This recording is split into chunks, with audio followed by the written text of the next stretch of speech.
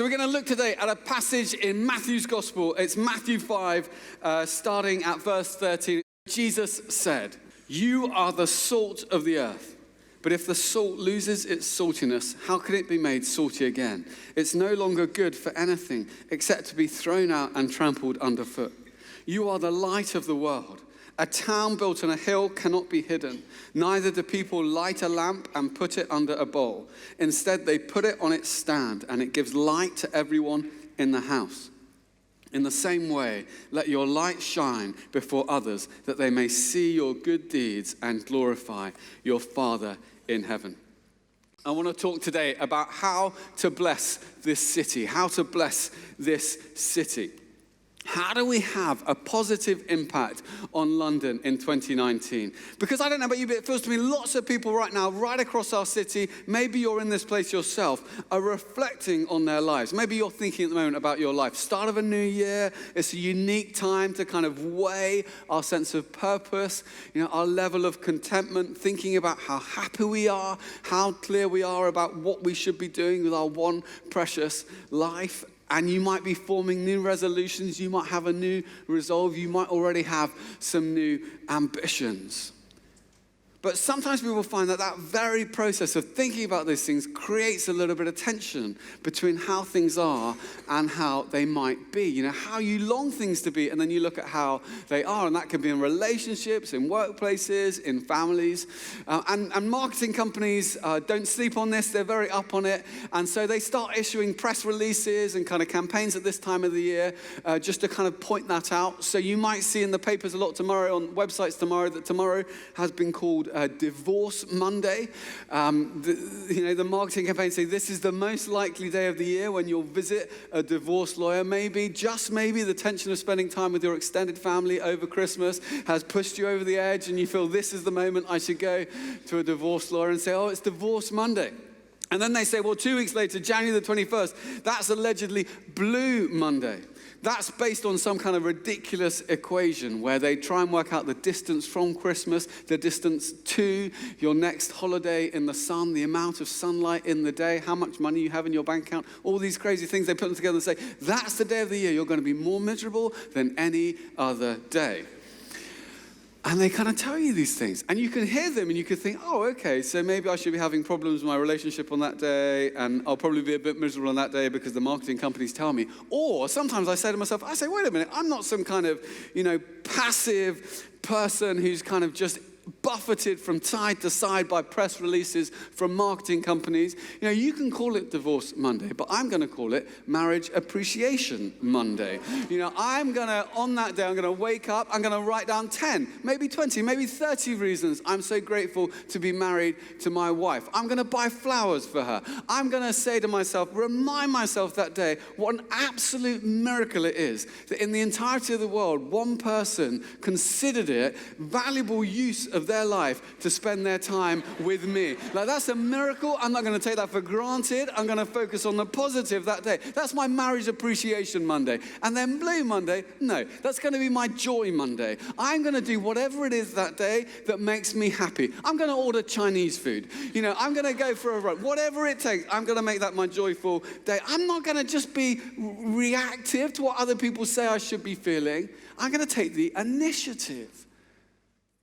And by the way, if you are kind of struggling in your relationship, you might be struggling in your marriage at the moment, I just want to say the marriage course starts very soon at HTB. You'll have a great time, and it's a lot cheaper than divorce lawyers. A lot cheaper. So please make the use of that opportunity. But you can approach this year in this city, and you can see yourself as kind of one of the crowd, passive, at the mercy of the tides of time, at the mercy of the things that happen. Or you can see yourself as someone who has been made, shaped, designed, positioned for a purpose.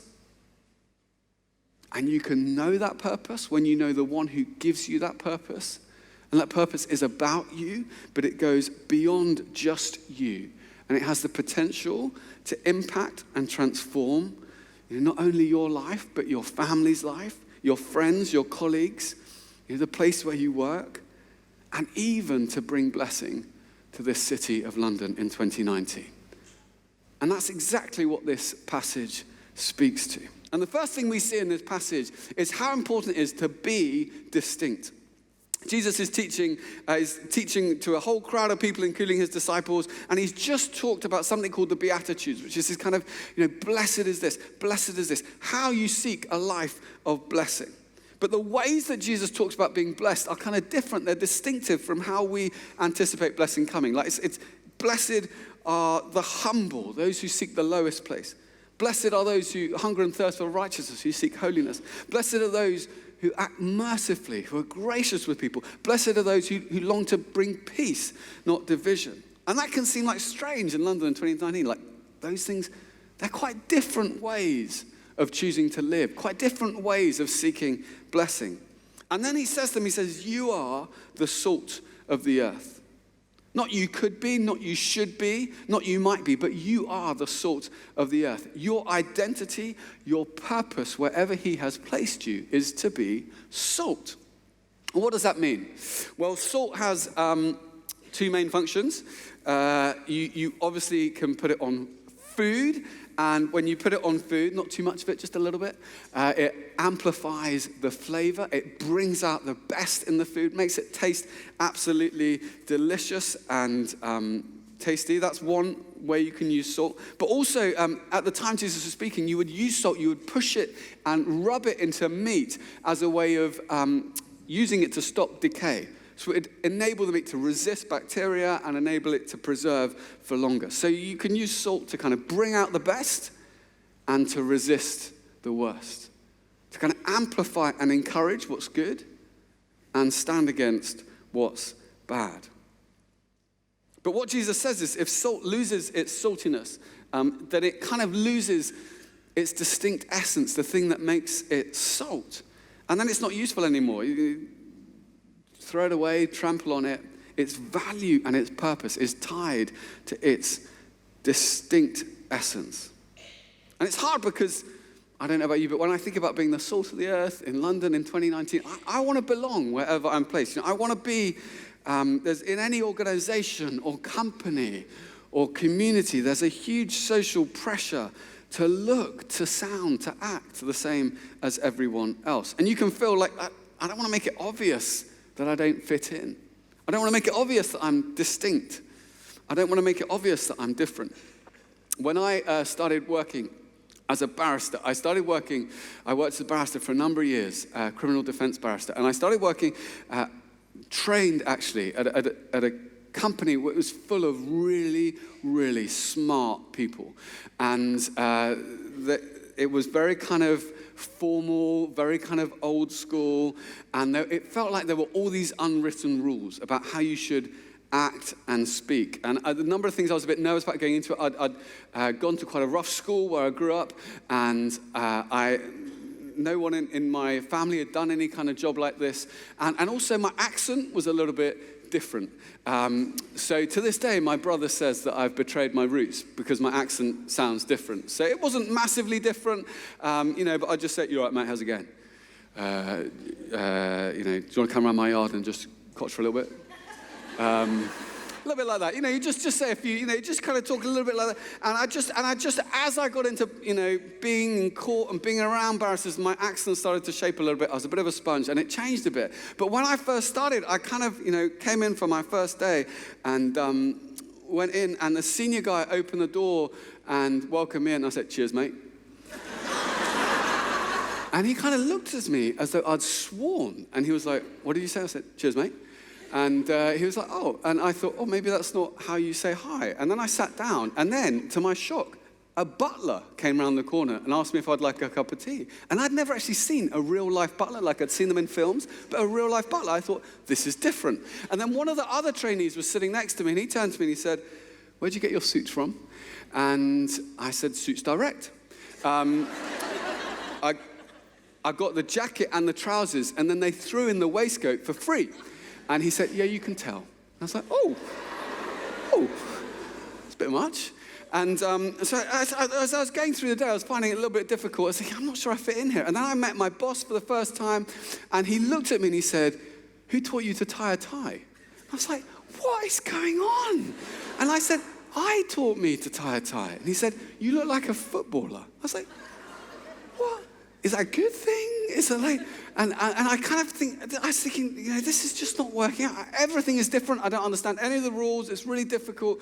Anyway, we sat down and he started telling me about our first case. And he said, look, it's quite difficult. The guy's been arrested for bringing in a large quantity of drugs in a lorry. And the prosecution say, and it's quite a strong case, prosecution say that he's in on the gang. He must be in on the gang because the gang would never trust him with over £5 million worth of drugs unless he was a criminal, unless he was part of the crew. I was like, I'm not sure that's right. And he said, what? And I said, I'm not sure that's right. There's no honor amongst thieves. He said, what?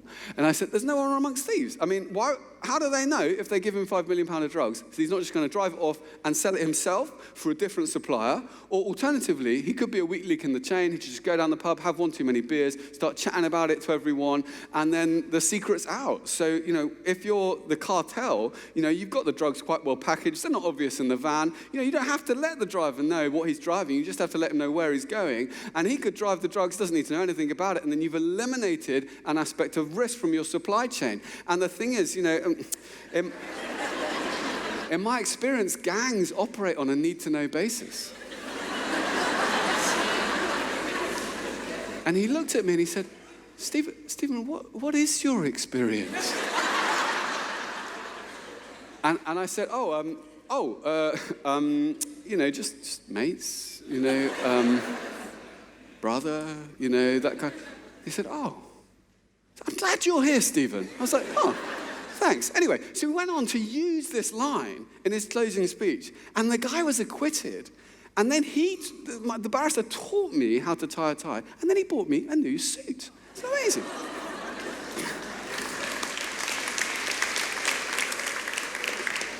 But here's the thing. I was focused on the fact I was different, or that might impair me in some way. But it didn't mean I didn't belong, and it didn't mean I couldn't make an impact. What makes you different is not necessarily a disadvantage to you. In fact, what makes you distinct might be the very reason you've been placed where you are, and it might be the very means through which God blesses those around you. Now, your faith, or that makes you feel a bit awkward at times, could be the very reason you've been placed in that company, on that board of directors, in that role. Might be the very thing that enables you to bring blessing to that company. Because you're the salt of the earth. You are the salt of the earth. And I find there's two risks. The first is that you're so concerned to maintain your difference that you become of no earthly use. Like you're so desperate to avoid contamination, to keep salty, to separate yourself, that you forget that salt actually needs to be applied to be useful. Salt needs to be spread out, not hoarded together. But the second risk is to be so immersed. You so long to be one of the crowd. You so long to be in the right crew at work. You so long to go with the flow and entirely fit in. You try so hard to appear like you're just like everyone else that you wake up one day and you are just like everyone else. And you lose the very purpose for you being there, which is that you're different, you're distinct. And normally, you kind of fall off one end or the other. But what I found is so helpful is to remind myself why I'm there. Now, you could do this on Monday morning at work. You could take some salt in, and you could put it on your desk. Just be careful you don't put it in a line. HR might be a little bit worried about you. Start the gossip.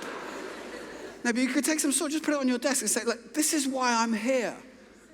This is why I'm here. I'm not here for the same reason necessarily as everyone else. I know why I'm here because I know my purpose, because I'm connected to my Maker.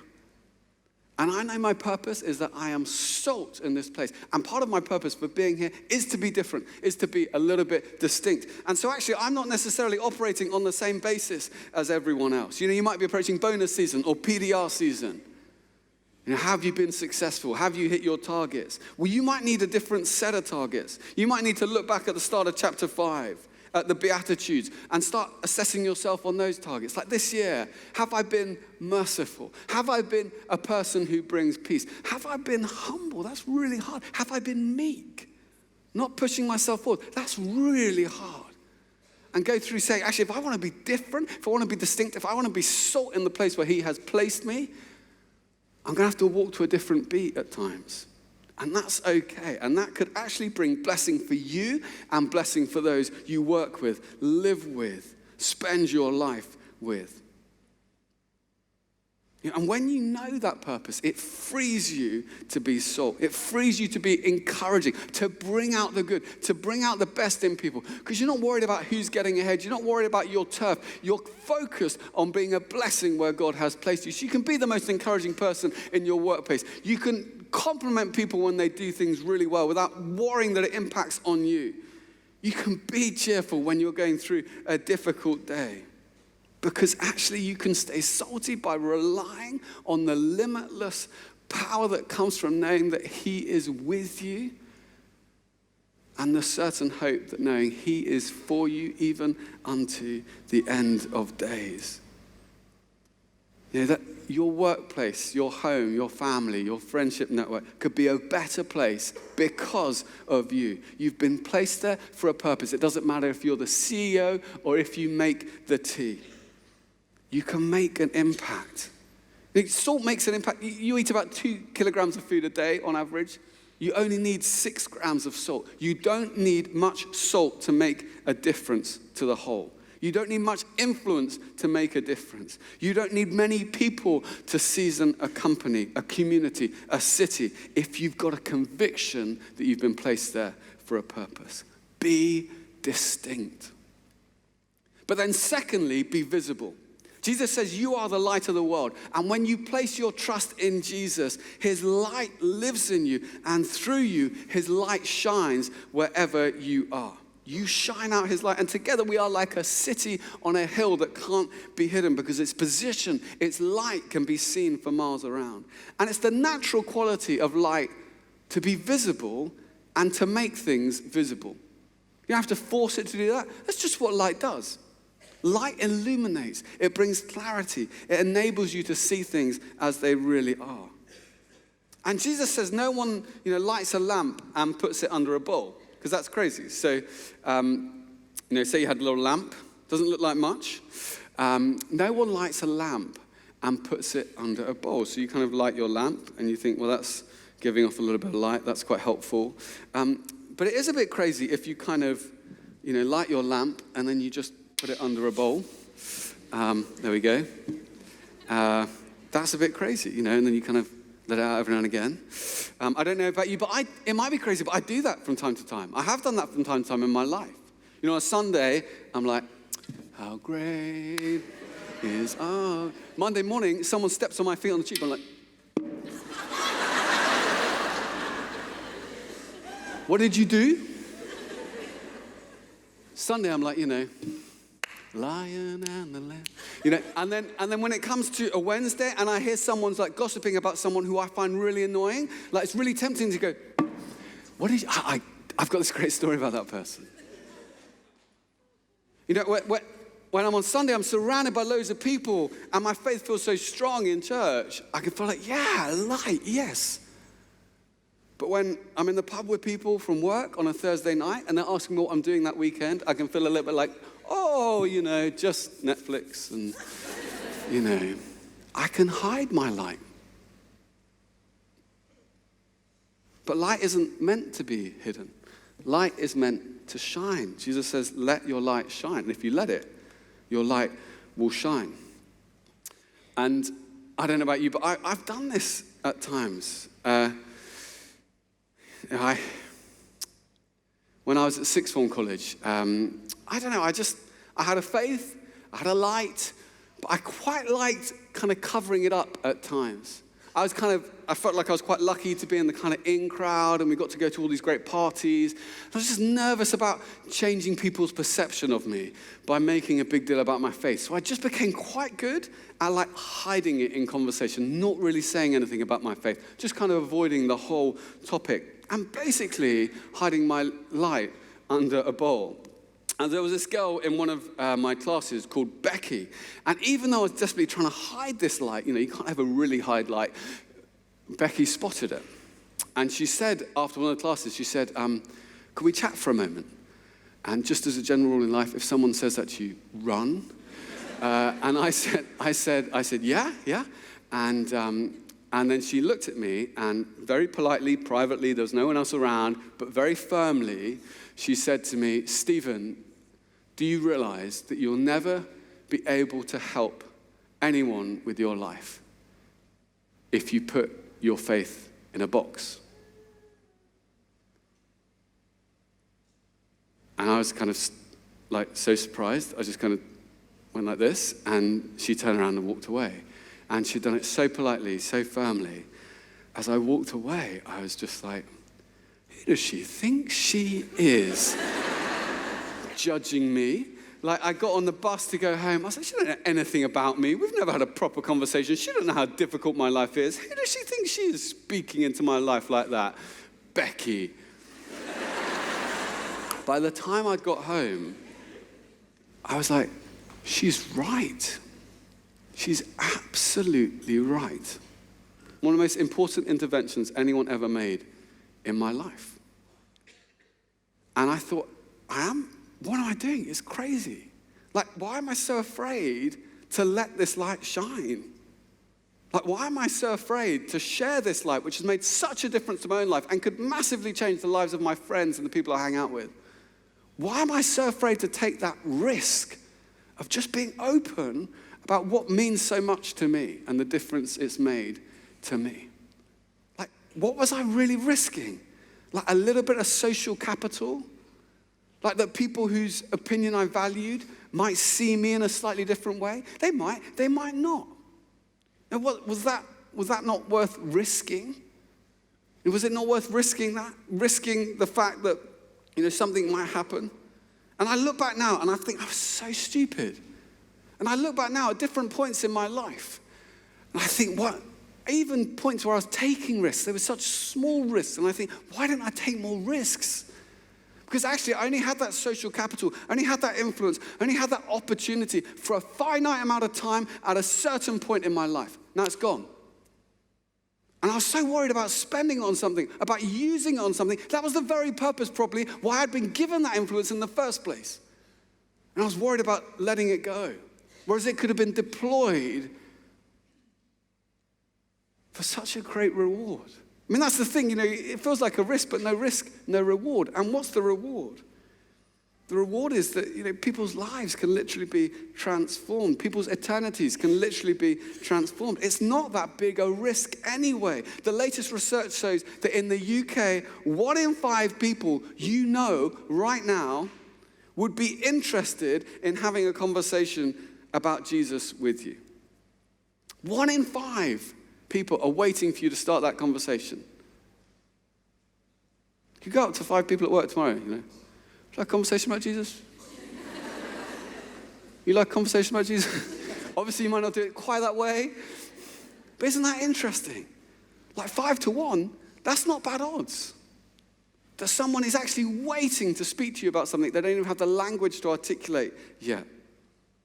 I was at a wedding last Saturday, and I just started chatting to this guy by the edge of the dance floor. I think we've both taken the view that, it was a bit early in the night to start throwing shapes on the dance floor, so we were both just kind of at the edge of the dance floor.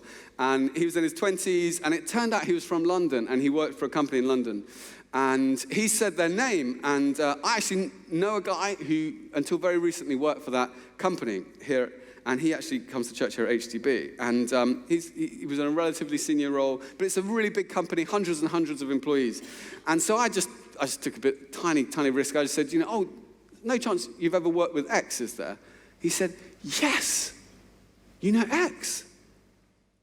He said, I love working with X. He's such a great guy. That guy is full of passion. He's full of positivity. He's so committed. I feel like he's always pushing the company onto bigger and better things. And sometimes, actually, over the years, there's been times when he's challenged the company, challenged the board to kind of do things differently or change things or shape things. But he always does so in such a positive and encouraging way. And I tell you, he's much more senior than me. But I just loved having him in the office. I just loved being around him. He's always so interested, always so encouraging of me. He said, how do you know him? I said, we go to the same church. He said, he goes to church? I was like, yeah, he goes to the same church I do. He said, He goes to church. I thought there was always something different about him. He said, do you have services on a Sunday? I was like, yeah, we have, one or two, you can. He said, do you think that maybe I could come to a service sometime? I was like, yeah, we let people in. Like we don't have to apply, or you can just turn up. And he said, He said, I said, actually, we also do this thing called Alpha. He said, what's that? What's Alpha? I said, it's just you turn up, there'll be a few hundred people, roughly your age, and have some food, and then there's a talk on, a topic like purpose, or guidance, or forgiveness, or faith, and then you have an opportunity to discuss it, in a small group of about, 10, 12 people just like you. He said, that sounds great. I said, all right. He said, when does it start? And I said, it just starts on, Wednesday the 16th January, 7 p.m. He said, great. And then we thought, now's the right time, so we both went and, threw a few shapes on the dance floor. And it's a wedding, everyone has to dance at a wedding. But see, the thing is, it wasn't complicated what I did at all. It was a tiny thing, because he had seen this guy live and work. And this guy had been salt and light. He'd seen how he lived. He'd seen the difference it made to how he worked. And so all he needed was someone to say, come and see.